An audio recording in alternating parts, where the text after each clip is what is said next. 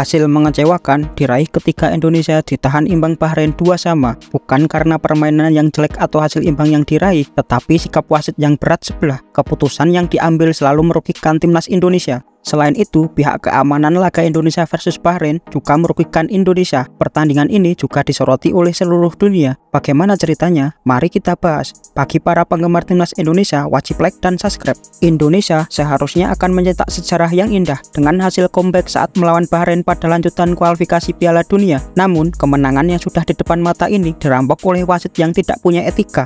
Tambahan waktu 6 menit yang seharusnya sudah selesai tetap dilanjutkan oleh wasit sampai menit ke-100 atau lebih tepatnya sampai tuan rumah Bahrain mencetak gol. Sontak hal tersebut langsung menimbulkan berbagai macam reaksi, terutama bagi para pecinta sepak bola di Indonesia yang merasa keputusan wasit ini tidak adil bagi Indonesia.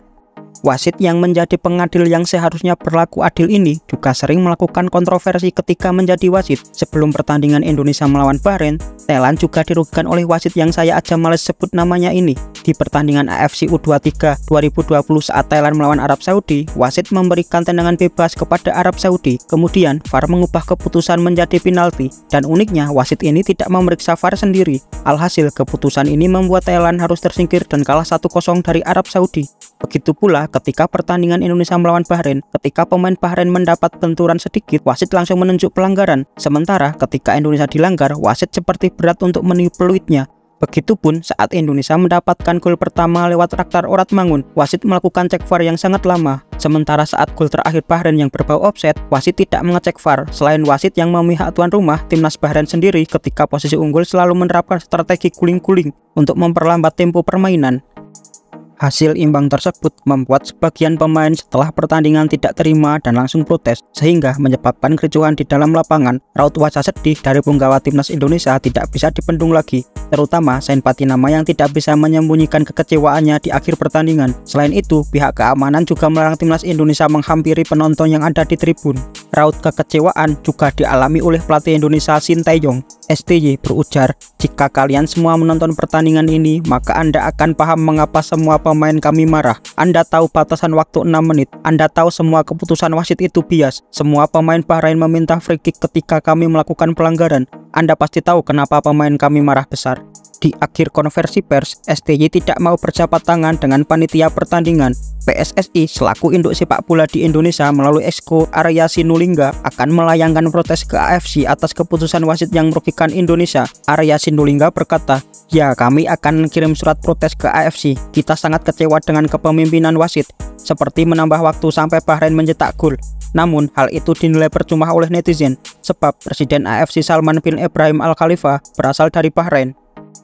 Hasil pertandingan ini menjadi headline di berbagai media luar negeri. Salah satunya adalah media Belanda Football International yang menyebutkan kemenangan Indonesia dirampok oleh wasit. Selain itu, media sepak bola terkenal 433 juga tidak lupa mengomentari pertandingan ini dengan mengunggah foto nomor punggung pemain, dan masih banyak media internasional yang lain.